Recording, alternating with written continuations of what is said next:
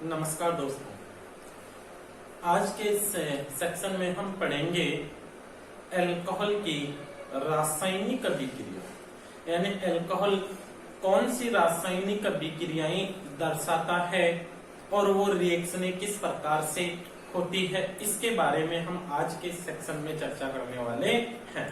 तो दोस्तों, सबसे पहले हम बात करते हैं अल्कोहल की रासायनिक अभिक्रियाएं। अल्कोहल होता है जिसे हम ROH लिखते हैं, है ना। इसको हम ऐसे भी लिख सकते हैं RCH2, इधर कार्बनिक श्रृंखला रहेगी और ये OH, ठीक है। आप इसको ऐसे भी लिख सकते हो, इधर R है, इस कार्बन पर 2 H है, ये ऑक्सीजन है और ये H है, तो ये अल्कोहल है। इस अल्कोहल की रासायनिक अभिक्रियाओं को हम 4 भागों में डिवाइड करते हैं। अल्कोहल की रासायनिक अभिक्रियाओं को 4 भागों में बांटा गया है। नंबर 1, वे अभिक्रियाएं जिनमें OH बंध का विदलन होता है। पहले तो हम चर्चा करेंगे उन अभिक्रियाओं की जिनमें OH बंध टूटे, है ना। अल्कोहल में जो OH बंध है ना, वो OH बंध टूटने वाली अभिक्रियाएं कौन सी है और किस प्रकार से वो अभिक्रियाएं होती है, इसके बारे में हम चर्चा करेंगे। तो फर्स्ट हम पढ़ेंगे वे अभिक्रियाएं जिनमें O और H यहां से इस बंध का विदलन हो, ठीक है। दूसरे नंबर पर हम पढ़ते हैं वे अभिक्रियाएं जिनमें CO बंध का विदलन हो, ठीक है, यानी यहां से ये बंध टूटे, CO बंध का विखंडन हो। कहने का मतलब यहां से बंध टूटने वाली अभिक्रियाएं, ठीक है। ये जो C और ऑक्सीजन के बीच में बॉन्ड होता है, उन इस बंध के विखंडन की जो रासायनिक अभिक्रियाएं होती है, इनके बारे में चर्चा करेंगे। तीसरे नंबर पे हम पढ़ेंगे वे अभिक्रियाएं जो एल्किल समूह व OH समूह दोनों के कारण होती है, दोनों के कारण होती है।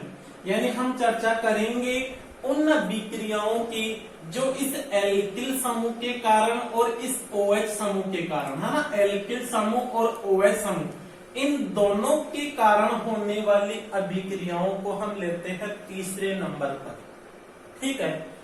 फोर्थ नंबर पर हम लेते हैं जो OH समूह है। इस OH समूह पर लोन पेयर होता है जिसे हम एकाकी इलेक्ट्रॉन युग्म कहते हैं, एकाकी इलेक्ट्रॉन युग्म, या जिसे हम LP लोन पेयर कहते हैं। तो इस लोन पेयर के कारण होने वाली अभिक्रियाओं की हम चर्चा करेंगे, ठीक है। तो अल्कोहल की रासायनिक अभिक्रियाओं को हमने 4 भागों में डिवाइड किया है। पहले तो वे अभिक्रियाएं जिनमें OH बंध टूटेगा, COH बंध टूटेगा, और एल्किल समूह, जो R वाला समूह है ना, ये एल्किल समूह और OH दोनों समूह के कारण होने वाली अभिक्रियाएं। और फोर्थ नंबर पर हम पढ़ते हैं ऑक्सीजन परमाणु के ऊपर जो एकाकी इलेक्ट्रॉन युग्म दे रखा है, उस एकाकी इलेक्ट्रॉन युग्म के कारण होने वाली अभिक्रियाओं के बारे में हम चर्चा करते हैं, ठीक है दोस्तों। तो हम शुरुआत करते हैं फर्स्ट रिएक्शन की, अल्कोहल में हाइड्रोक्सी समूह के OH बंध विदलन की अभिक्रियाओं की, है ना। अल्कोहल में जो हाइड्रोक्सी समूह होता है, OH समूह होता है, उस OH समूह में OH बंध विदलन की अभिक्रियाओं की शुरुआत करते हैं।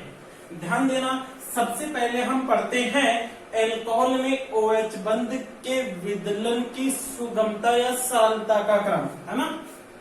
OH बंध विदलन की सुगमता का क्रम, यानी हम बात करते हैं कौन से अल्कोहल में OH बंध सरलता से टूटता है। देखो पिछले लेक्चर में हमने अल्कोहल को 3 भागों में डिवाइड किया था। एक तो हमने पढ़ा था प्राथमिक अल्कोहल यानी OH समूह 1 डिग्री कार्बन से जुड़ा हो। एक हमने पढ़ा था द्वितीयक अल्कोहल यानी OH समूह है वो सेकेंडरी कार्बन से जुड़ा हो। और एक हमने पढ़ा था तृतीयक अल्कोहल जिसमें OH समूह होता है वो 3 डिग्री कार्बन से जुड़ा हो। तो अल्कोहल को हमने 3 भागों में डिवाइड किया था, प्राइमरी अल्कोहल, सेकेंडरी अल्कोहल और टर्शियरी अल्कोहल, तृतीयक अल्कोहल।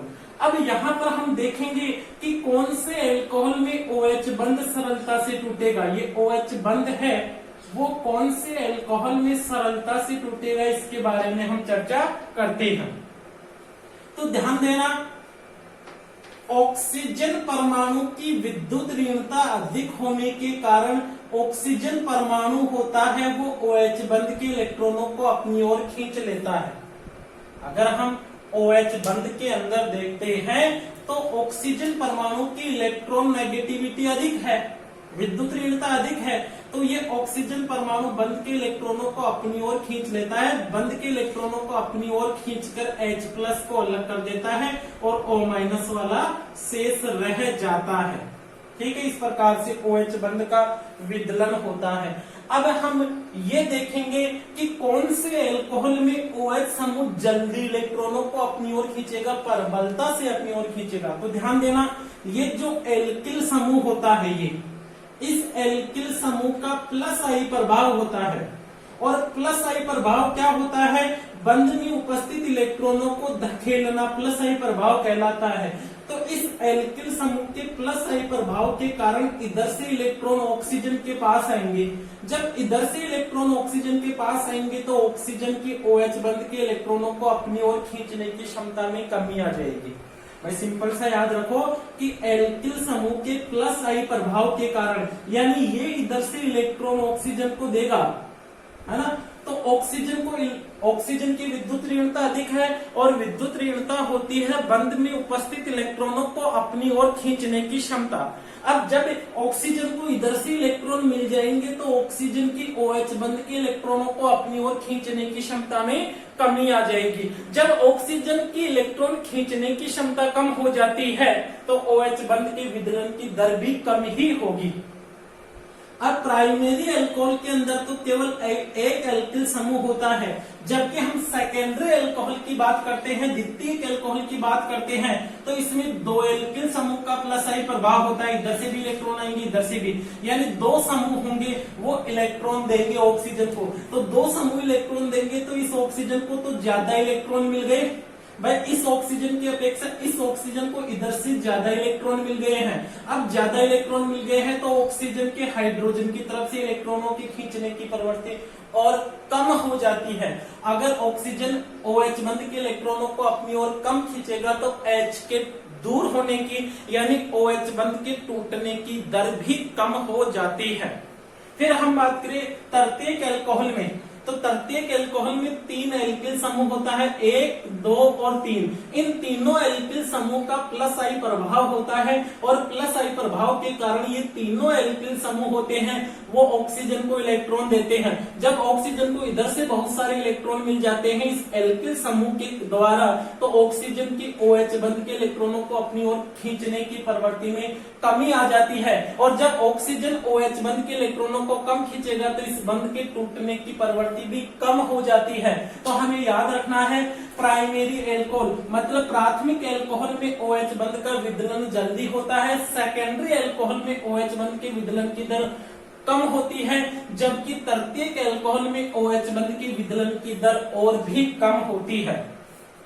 प्राइमरी अल्कोहल H शीघ्रता से देगा, द्वितीयक अल्कोहल में H देने की प्रवृत्ति कम यानी OH बंध टूटने की प्रवृत्ति कम हो जाती है, जबकि तृतीयक अल्कोहल में OH बंध टूटने की प्रवृत्ति और भी कम होती है। ठीक है, अब हम बात करें अगर अल्कोहल में OH बंध टूटता है यहां से, तो यह है अभिक्रिया, यानी जिस अभिक्रिया के अंदर OH बंध टूटता है तो वह अभिक्रिया अल्कोहल की अम्लीय प्रकृति को दर्शाती है। अल्कोहल की अम्लीय प्रकृति को दर्शाती है, क्योंकि हम जानते हैं वे यौगिक जो H+ देते हैं अम्ल कहलाते हैं, और अगर अल्कोहल में OH बंध टूटता है तो प्रोटॉन ही अलग होता है, क्योंकि ऑक्सीजन की विद्युत ऋणता अधिक होने के कारण ऑक्सीजन बंध के इलेक्ट्रॉनों को अपनी ओर खींच लेता है। जब ऑक्सीजन बंध के इलेक्ट्रॉनों को अपनी ओर खींच लेता है तो H+ मुक्त होता है, जो अल्कोहल की अम्लीय प्रकृति की व्याख्या करता है। अगर हम आगे चर्चा करें तो ऐसी कौन सी अभिक्रियाएं हैं जिनमें OH बंध टूटता है, तो सबसे पहले हम बात करें अल्कोहल की सक्रिय धातुओं के साथ अभिक्रिया। अल्कोहल की सक्रिय धातुओं के साथ अभिक्रिया, अल्कोहल की सक्रिय धातुओं के साथ अभिक्रिया,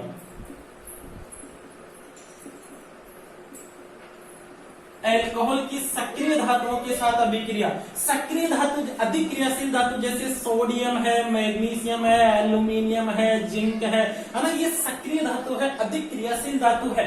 तो अल्कोहल की अगर हम धातु के साथ क्रिया करवाते हैं तो हम जानते हैं सक्रिय धातुओं के साथ अल्कोहल होता है, वो क्रिया करके हाइड्रोजन गैस मुक्त करता है और सोडियम एल्कोक्साइड का निर्माण करता है। अगर सोडियम के साथ क्रिया होती है तो अरे भाई कोई भी यौगिक है ना, अगर हम उसकी अम्लीय प्रकृति की व्याख्या करेंगे तो उसमें धातु का टुकड़ा डालेंगे, और अम्ल वे होते हैं जो धातु से क्रिया करके हाइड्रोजन गैस मुक्त करते हैं। तो अल्कोहल लिया हमने, अल्कोहल में सोडियम का टुकड़ा जैसे ही हम गिराएंगे तो हाइड्रोजन गैस मुक्त होगी, और जो धातु हम उस अल्कोहल में मिलाएंगे उसी धातु का लवण प्राप्त होता है। तो जैसे ही अल्कोहल के अंदर, जैसे ही हम अल्कोहल, ये अल्कोहल है जैसे, है ना अल्कोहल, और अल्कोहल के अंदर हम सोडियम धातु को गिराते हैं तो हाइड्रोजन गैस मुक्त होती है, और शेष यहाँ पर जो लवण रहता है वो सोडियम का लवण होगा। तो जब अल्कोहल में से H अलग हो जाएगा तो RO- बचेगा। इस माइनस को, RO- को कहते हैं हम एल्कोक्साइड, एल्कोक्साइड कहते हैं, एल्कोक्साइड। और इस नेगेटिव से ये पॉजिटिव सोडियम जुड़ जाएगा तो इसका नाम हो जाएगा सोडियम एल्कोक्साइड। इसको हम कहेंगे सोडियम एल्कोक्साइड, सोडियम एल्कोक्साइड कहते हैं। अब एल्किल समूह कोई सा भी हो सकता है, जैसे R के स्थान पर अगर हम CH3 लेते हैं तो CH3 CH2ONA, ये तो एल्कोक्साइड है। अब कौन सा एल्कोक्साइड है? Ethoxide, ethoxide, ethoxide, sodium ethoxide. देखो नेगेटिव आइन है ना, RO- है ना, तो इसको नेगेटिव आइन के लिए या तो 8 लगाते हैं या आइड लगाते हैं। तो यहां पर हम शब्द लेते हैं आइड, आइड, और एल्कोहल से बना है तो एल्कोक्साइड। अब जो भी धातु जुड़ेगी उसी धातु के नाम से इसका नाम रखेंगे। अभी सोडियम ऐड होती है तो सोडियम एल्कोक्साइड, मैग्नीशियम ऐड होता है तो magnesium alkoxide, aluminium alkoxide, zinc alkoxide. इस प्रकार से एल्कोक्साइडों का निर्माण होता है, यानी जो धातु हम एल्कोहल में मिलाते हैं उसी धातु का लवण हमें प्राप्त होता है। तो फर्स्ट अभिक्रिया हम बता सकते हैं, एल्कोहल की क्रिया अगर सक्रिय धातुओं के साथ करते हैं तो इस क्रिया के अंदर हाइड्रोजन गैस मुक्त होती है, और ये रिएक्शन होती है वो अल्कोहल की अम्लीय प्रकृति की व्याख्या करती है। जो रिएक्शन अभी हमने बोर्ड के ऊपर लिखी है, ये रिएक्शन है वो अल्कोहल की अम्लीय प्रकृति की व्याख्या करती है। अब हम ये पढ़ेंगे कि अल्कोहल की अम्लीय प्रकृति कब बढ़ेगी, क्या कारण है इसकी अम्लीय प्रवृत्ति का, किस वजह से H+ देता है, इसके बारे में हम डिटेल से पढ़ने वाले हैं। तो अभी हमने देखा अल्कोहल की अम्लीय प्रकृति के अंदर देखा कि सोडियम धातु से क्रिया करके सोडियम एल्कोक्साइड बनाता है। इसके रिजल्ट को हम जानते हैं कि ऐसा क्यों होता है, इसके बारे में हम चर्चा करते हैं। ध्यान देना, अल्कोहल अगर OH बंध टूटता है तो ऑक्सीजन पर नेगेटिव चार्ज आता है, ये दो लोन पेयर होते हैं और ये H होता है, ये बंध टूटेगा तो ऑक्सीजन पर नेगेटिव चार्ज आता है और हाइड्रोजन पर पॉजिटिव चार्ज होता है। ऐसा क्यों होता है इसके बारे में हम चर्चा करने वाले हैं।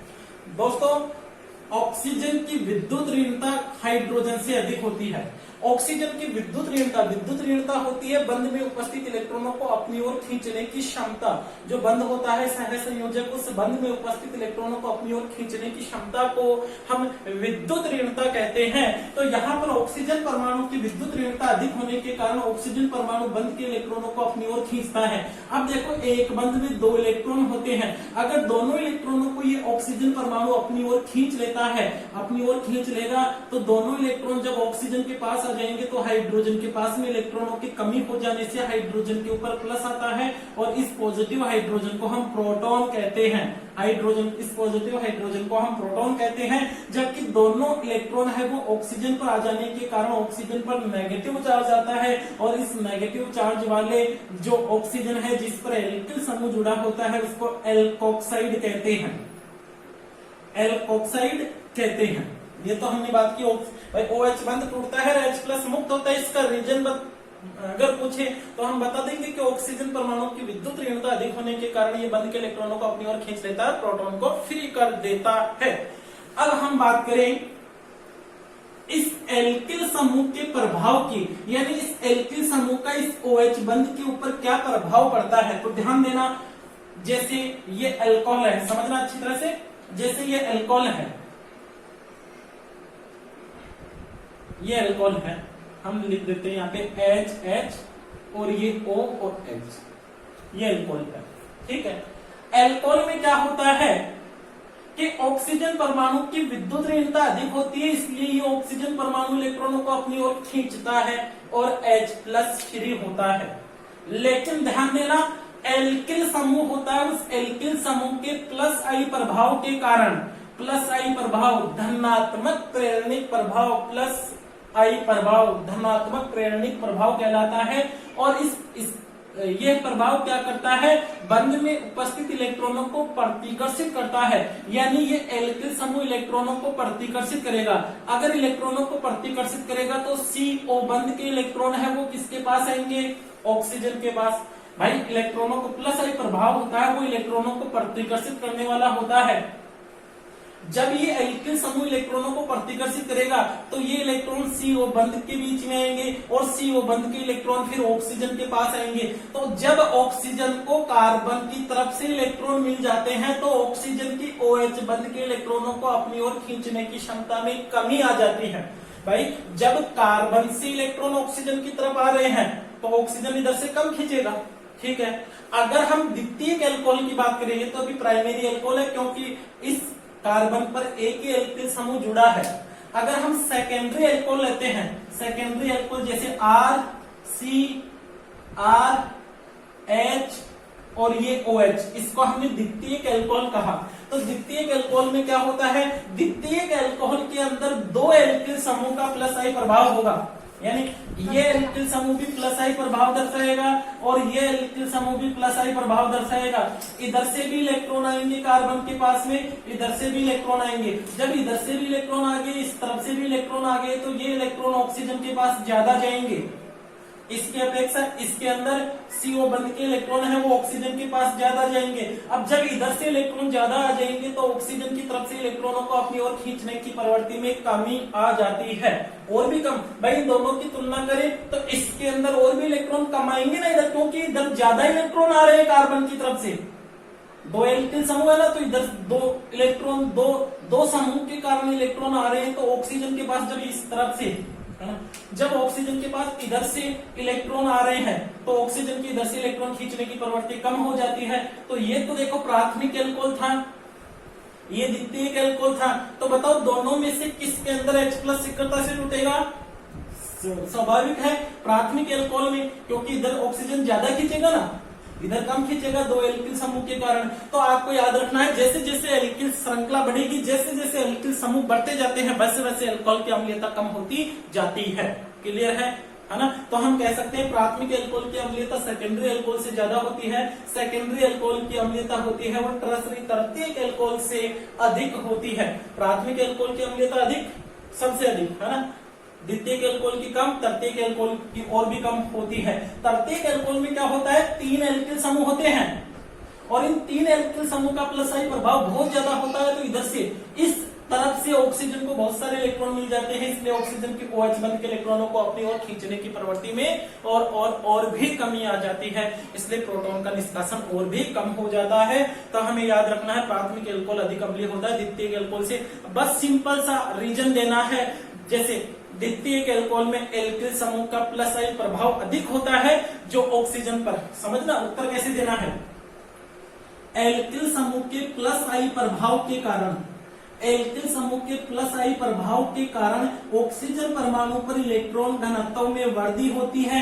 ऑक्सीजन पर इलेक्ट्रॉन घनत्व में वृद्धि होने से ऑक्सीजन द्वारा OH बंध के इलेक्ट्रॉनों को अपनी ओर खींचने की प्रवृत्ति में कमी आ जाती है, जिससे OH बंध के विदलन की दर भी कम हो जाती है। OH बंध के विदलन की दर भी कम हो जाती है, और जब OH बंध के विदलन की दर कम हो जाती है, इसका मतलब उसकी अम्लीय प्रवृत्ति भी कम हो जाती है। अच्छी तरह से आंसर देना है, एल्किल समूह के प्लस आई प्रभाव के कारण ऑक्सीजन परमाणु पर इलेक्ट्रॉन घनत्व में वृद्धि हो जाती है, जिससे ऑक्सीजन परमाणु की OH बंध के इलेक्ट्रॉनों को अपनी ओर खींचने की प्रवृत्ति में कमी आ जाती है, और OH बंध के इलेक्ट्रॉनों को अपनी ओर खींचने की प्रवृत्ति में जब कमी आ जाती है तो प्रोटॉन का निष्कासन नहीं होगा, और प्रोटॉन का निष्कासन नहीं होता है तो उसकी अम्लीय प्रवृत्ति भी कम होती जाती है। अब ध्यान देना, अगर हम नीर की, पानी की, जल की बात करें कि जल अधिक अम्लीय होता है या अल्कोहल अधिक अम्लीय होता है, तो ध्यान देना जल के अंदर क्या होता है, HOH, ये जल होता है। पानी के अंदर कोई एल्किल समूह नहीं है ना भाई। एल्कोहल समूह में तो एल्कोहल में तो एल्किल समूह का प्लस आई प्रभाव था, इस वजह से ऑक्सीजन के पास इलेक्ट्रॉन आ जाते थे, इसलिए ऑक्सीजन की OH बंध के इलेक्ट्रॉनों को अपनी ओर खींचने की प्रवृत्ति में कमी आ जाती थी। लेकिन पानी के अंदर ऐसा नहीं है, पानी के अंदर एल्किल समूह नहीं होने के कारण OH मतलब ऑक्सीजन की विद्युत ऋणता पर कोई प्रभाव नहीं पड़ता है, इसलिए ऑक्सीजन स्वतंत्र रूप से प्रबलता से इलेक्ट्रॉनों को अपनी ओर खींचकर H+ फ्री कर देता है। ठीक है, तो आपसे क्वेश्चन पूछ ले कि अल्कोहल की अम्लीयता जल से कम होती है क्यों, तो आपका आंसर रहेगा अल्कोहल में एल्किल समूह के प्लस आई प्रभाव के कारण ऑक्सीजन परमाणु पर इलेक्ट्रॉन घनत्व में वृद्धि हो जाती है, जिससे ऑक्सीजन परमाणु की OH बंध के इलेक्ट्रॉनों को अपनी ओर खींचने की प्रवृत्ति में कमी आ जाती है ना। तो हम कह सकते हैं कि अल्कोहल होता है वो जल से दुर्बल अम्लीय होता है। अब हम ये भी बता सकते हैं कि अभी हमने बात की कि कौन सा अल्कोहल अधिक अम्लीय होता है, इसको भी हम इसी से बताएंगे कि जैसे जैसे एल्किल समूह बढ़ता जाएगा वैसे वैसे ऑक्सीजन परमाणु पर इलेक्ट्रॉन घनत्व बढ़ेगा, इसलिए OH बंध के इलेक्ट्रॉनों के विदलन की दर में कमी होती जाती है। तो दोस्तों हम अल्कोहल की अम्लीय प्रकृति को बता सकते हैं अच्छी तरह से। ठीक है, OH बंध विदलन की विक्रियाओं के अंदर पहले हमने धातु के साथ क्रिया, धातु हाइड्राइडो के साथ भी उसी प्रकार से क्रिया होती है। धातु हाइड्राइडो से क्रिया करके भी हाइड्रोजन गैस ही मुक्त होती है। हम चर्चा करें अब कार्बोक्सिलिक अम्ल के साथ क्रिया। कार्बोक्सिलिक अम्ल के साथ क्रिया, कार्बोक्सिलिक अम्ल के साथ क्रिया, इसको देखना।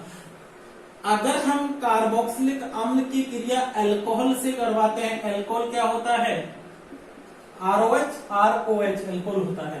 ये क्रिया सांद्र H2SO4 की उपस्थिति में या शुष्क HCl की उपस्थिति में होती है। पहली चीज याद रखने वाली, या तो किसकी उपस्थिति में, सांद्र सल्फ्यूरिक अम्ल लेंगे या फिर हम लेंगे ड्राई हाइड्रोक्लोरिक गैस HCl शुष्क अवस्था में, है ना। अब यहाँ पर क्या होता है, कार्बोक्सिलिक अम्ल का तो OH और अल्कोहल का H जल के रूप में निकल जाता है और RC double bond O OR का निर्माण होता है। यहाँ पर ये जल अलग हो जाता है, तो इसको हम कहते हैं एस्टर। इसका क्या नाम है, एस्टर। तो याद रखना है, अल्कोहल की क्रिया जब कार्बोक्सिलिक अम्ल से की जाती है तो उस क्रिया के दौरान एस्टर का निर्माण होता है, और एस्टर निर्माण की इसी क्रिया को एस्टरीकरण कहते हैं। एस्टर के निर्माण की क्रिया को एस्टरीकरण कहते हैं। कार्बोक्सिलिक अम्ल की क्रिया अल्कोहल से होती है अम्ल की उपस्थिति में, सांद्र सल्फ्यूरिक अम्ल की उपस्थिति में, तो इस क्रिया में एस्टर का निर्माण होता है, और एस्टर निर्माण की इसी क्रिया को हम एस्टरीकरण कहते हैं। जैसे हमने एक एसिटिक अम्ल ले लिया है जिसे एथेनोइक अम्ल भी कहते हैं। एथेनोइक अम्ल की क्रिया अगर हम एथेनॉल से CH2CH3 से एथेनॉल से करते हैं तो यहाँ का OH और अल्कोहल का H यहाँ पर इसकी हम रिएक्शन की मैकेनिज्म देखते हैं है ना, जो कि हमारे सिलेबस से परे है। जब हम इसकी क्रियाविधि देखते हैं तो उस क्रियाविधि से क्लियर होता है कि एल्कोहल तो H देता है और कार्बोक्सिलिक अम्ल OH देता है। याद रखना, कार्बोक्सिलिक अम्ल अधिक अम्लीय होते हुए भी OH देगा, जबकि एल्कोहल कम अम्लीय होता है कार्बोक्सिलिक अम्ल से, तो फिर भी एल्कोहल होता है वो H देता है ना। इसके मैकेनिज्म में क्लियर होता है ये, ठीक है। देखो जल बाहर निकल जाएगा तो क्या रहेगा, ये CH3 C double bond O O CH2 CH3, इसको H2 कहेंगे, ये H प्लस की उपस्थिति में, और साथ में जल बनेगा। अब ये एस्टर है तो एस्टर का अनुलग्न होता है O8 है ना, ये प्रतिस्थापी की तरह कार्य करेगा एथिल में एथेनोएट, एथेन में OH जोड़ देंगे भाई, मूल शब्द तो ये हो गया मेथ एथेन, और क्रियात्मक समूह OH जोड़ दिया तो एथेनोएट, और ये प्रतिस्थापी की तरह कार्य करेगा तो एथिल, तो एथिल एथेनोएट का निर्माण होता है। एस्टर निर्माण की यह क्रिया एस्टरीकरण कहलाता है। अब याद रखना, जितना ज्यादा छोटा कार्बोक्सिलिक अम्ल होगा, जितना ज्यादा छोटा एल्कोहल होगा, ये रिएक्शन उतने ही तीव्रता से होती है, क्योंकि जब हम इसकी मैकेनिज्म को देखते हैं तो इस एल्कोहल का इसके ऊपर आक्रमण होता है। तो याद रखना, जो जितना छोटा होगा उसके ऊपर आक्रमण उतनी ही शीघ्रता से होगा। हमें तो इतना सा याद रखना है, जैसे HCOOH CH3 COOH, तो आपसे पूछ ले कि इनमें से एस्टरीकरण की दर किसकी अधिक होगी, तो आप इसके लिए लिखोगे कि ये अधिक क्रियाशील होता है। सिंपल सा आंसर दे देना कि इस पर त्रिविम बाधा ज्यादा होती है। एक CH3 जुड़ गया ना, लेकिन इस पर कोई नहीं जुड़ा हुआ है। आगे और देखें तो और आ जाए इससे भी ज्यादा, जैसे CH3 CH2 COOH, तो आपको क्या लिखना है, कौन ज्यादा क्रियाशील होगा इन दोनों में से, ये जो जितना छोटा कार्बोक्सिलिक अम्ल होगा, जो जितना छोटा एल्कोहल होगा, वो उतनी ही तीव्रता से एस्टरीकरण की क्रिया में भाग लेते हैं। तीसरे नंबर पे पढ़ते हैं हम एसिलीकरण, ठीक है। देखो एसिटिल समूह किसे कहते हैं, C डबल बॉन्ड O, इस समूह को। तो एल्कोहल के,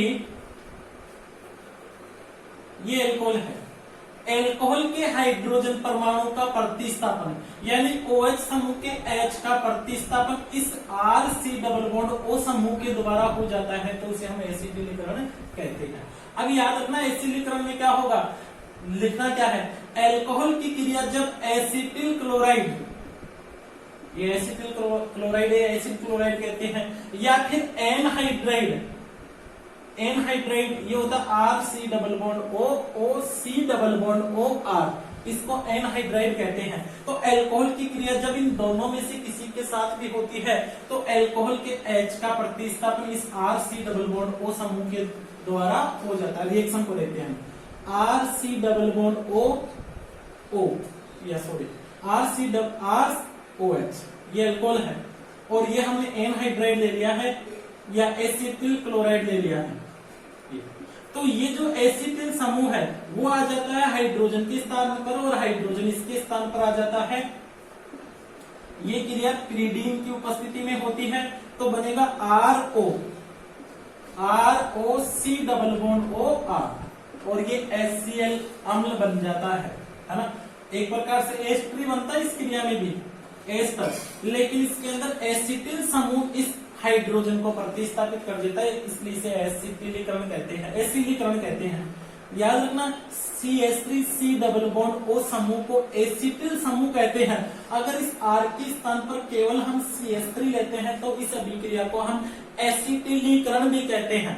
R के स्थान पर कौन क्या ले लिया हमने, CH3 C double bond O, अगर इसके द्वारा इसका प्रतिस्थापन, यहाँ पर R के स्थान पर हम CH3 समूह लिख देते हैं, तो इस रिएक्शन को हम एसिटिलीकरण की अभिक्रिया भी कहते हैं। ये क्रिया पिरीडीन यानी क्षार की उपस्थिति में होती है, और क्षार बनने वाले अम्ल से क्रिया करके उसको लवण में चेंज कर देता है। यानी जब यहाँ पर HCl रहता है तो ये HCl इससे क्रिया करके वापस रिवर्सिबल रिएक्शन हो सकती है, वापस इनका निर्माण हो सकता है। लेकिन ऐसा नहीं होता है क्योंकि जो पिरिडीन होता है वो क्षार होता है और ये बना है अम्ल, और अम्ल क्षार की क्रिया से लवण बन जाता है। लवण बन जाने के कारण ये रिएक्शन होती है वो रिवर्सिबल नहीं होती है। तो दोस्तों इस अभिक्रिया को हम एसिटिलीकरण की अभिक्रिया कहते हैं। RC डबल बॉन्ड O समूह के द्वारा प्रतिस्थापित होता है तो उसे एसिलीकरण, और R के स्थान पर अगर हम CH3 लेते हैं तो उस अभिक्रिया को एसिटिलीकरण कहते हैं। तो दोस्तों ये थी अल्कोहल में OH समूह के विकलन की अभिक्रिया है ना, OH बन के बनने वाली अभिक्रिया। दोस्तों वीडियो को अपने फ्रेंड्स के पास शेयर कीजिए और चैनल को सब्सक्राइब कीजिए। धन्यवाद।